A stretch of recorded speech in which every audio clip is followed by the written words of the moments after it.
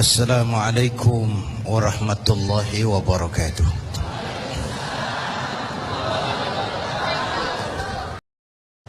Pemimpin kita,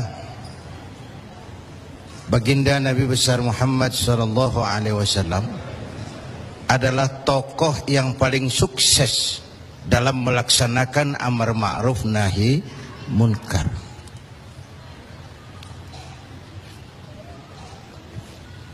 Berkembang dengan pesat, lain dengan agama-agama besar lain, kata Stoddard.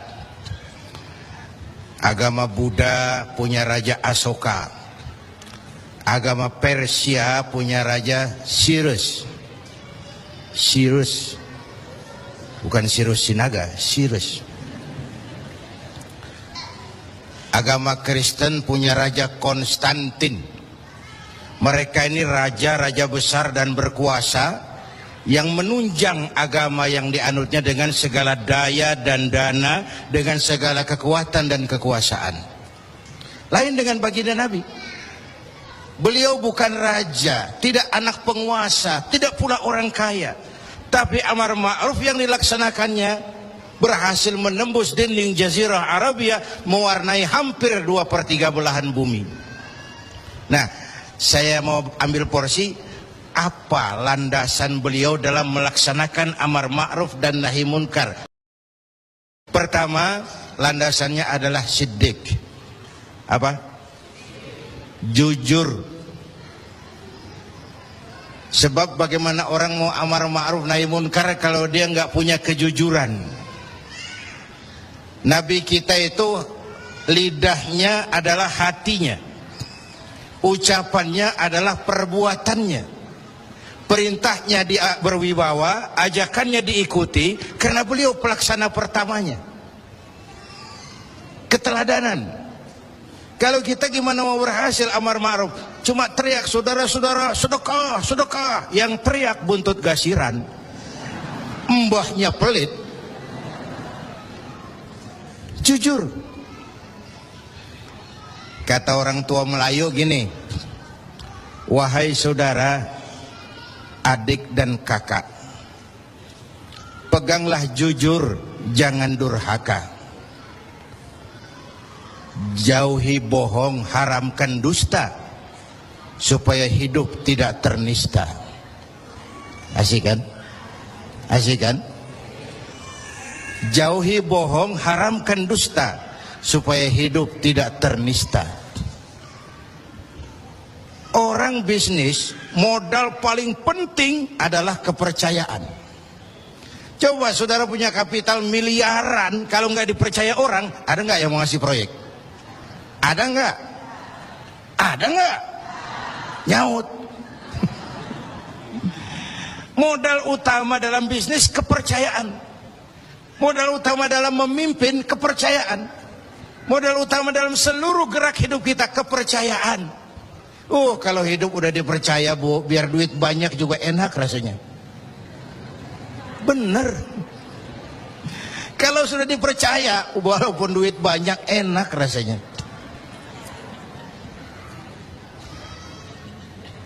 Jujur. Bahkan ini modal utama kepemimpinan beliau. Bukan S3, enggak profesor, doktor, enggak, Al-Amin. Orang yang jujur, dan itu yang kita perlukan sekarang. Kita perlu jujur, jangan ada dusta di antara kita.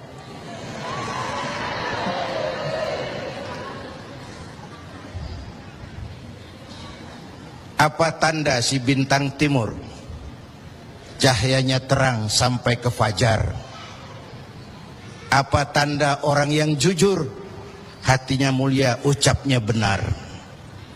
Hatinya mulia, omongannya benar.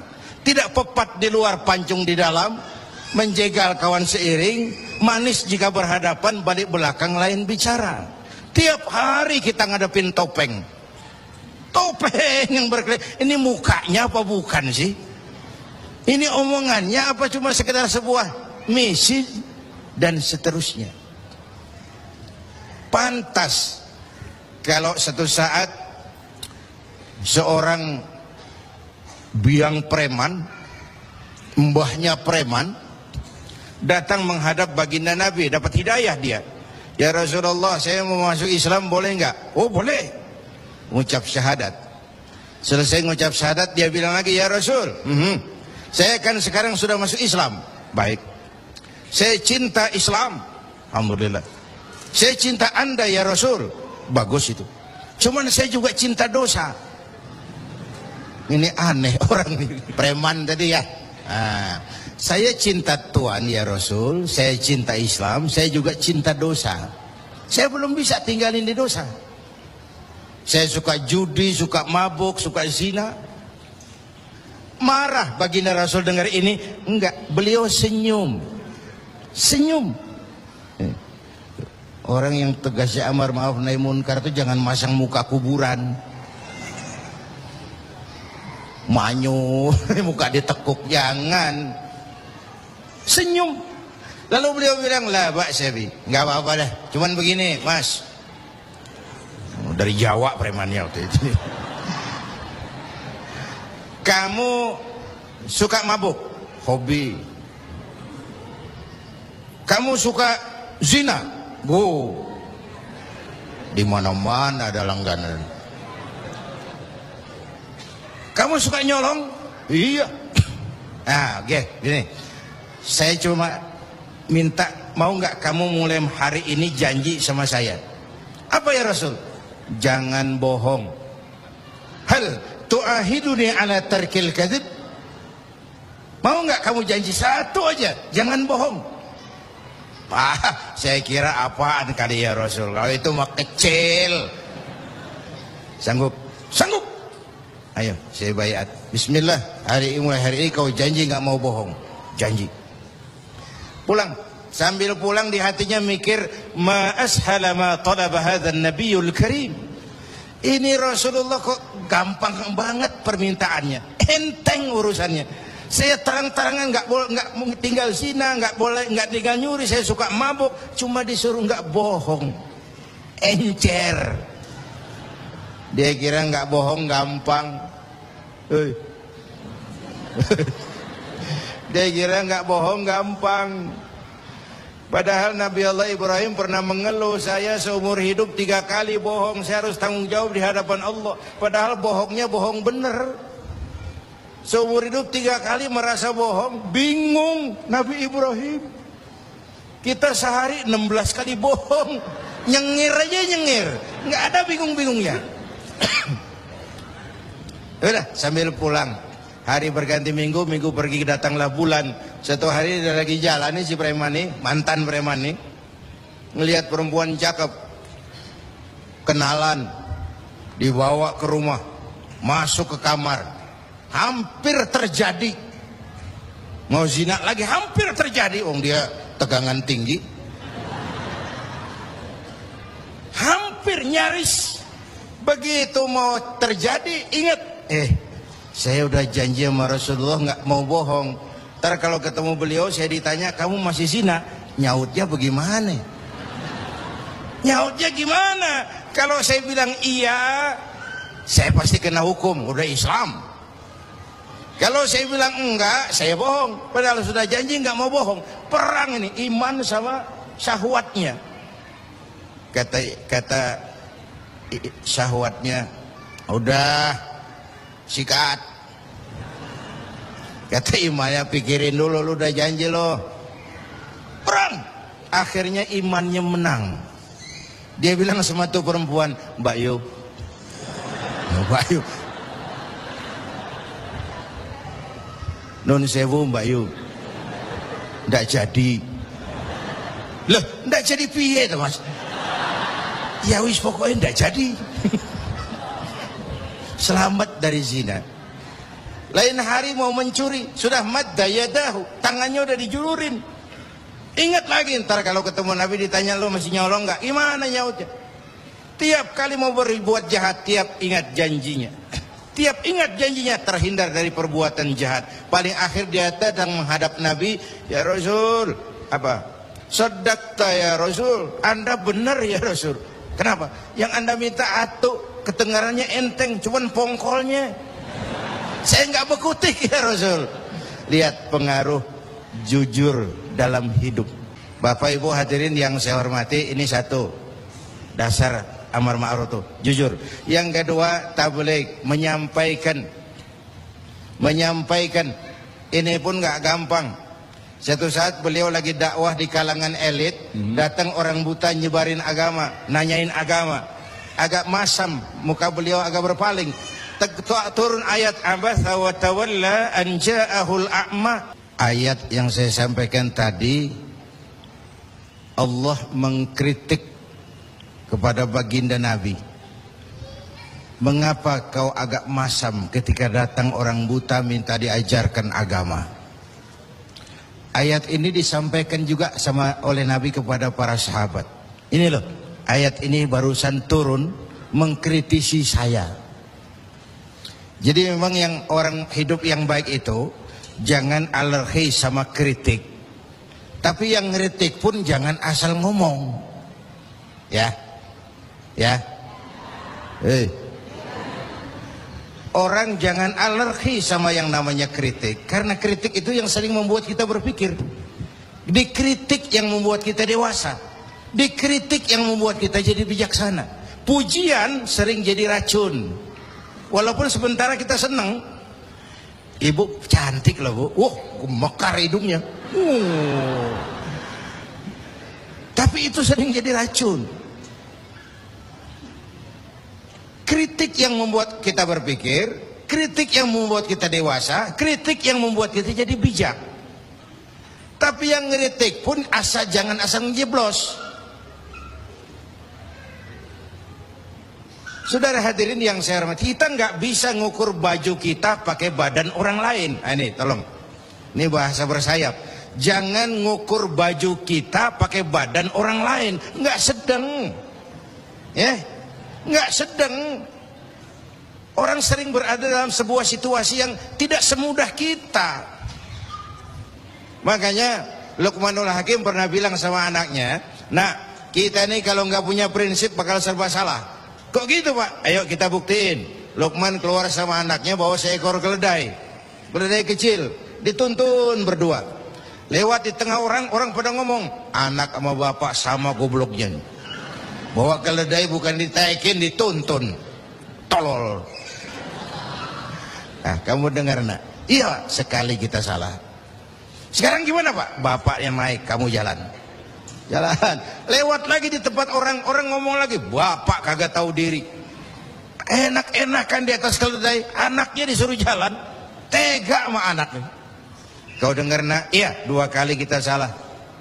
Habis sekarang gimana Pak? Kamu yang naik, Bapak jalan. Lewat lagi orang teriak lagi, "Anak durhaka." Di bapaknya disuruh jalan, dia enak-enakan. Dengar nak? Iya Pak, 3 kali kita salah. Sekarang gimana Pak? Kita naikin berdua yuk. Naik berdua. Sampai di tempat orang banyak teriak lagi, anak sama bapak samanya. Tidak punya peri kebinatangan. Masa keledai kecil dinaikin berdua? Kejam. Nah, kau dengar? Iya. Berapa kali kita salah? 4. Habis sekarang gimana Pak? Sekarang keledainya nyok kita gotong. Gua pengen tahu orang ngomong apa.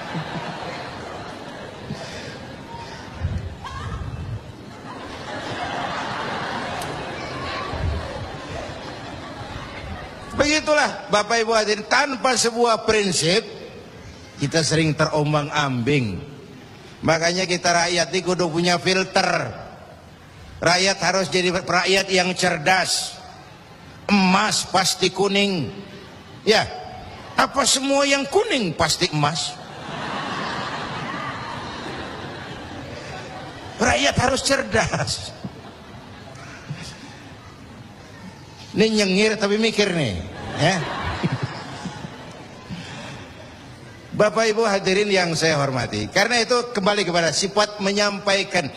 apalagi yang menyangkut hak orang banyak. Orang-orang tua Melayu bilang begini, mengapa orang menembak ungka? Karena merengguh buah embacang.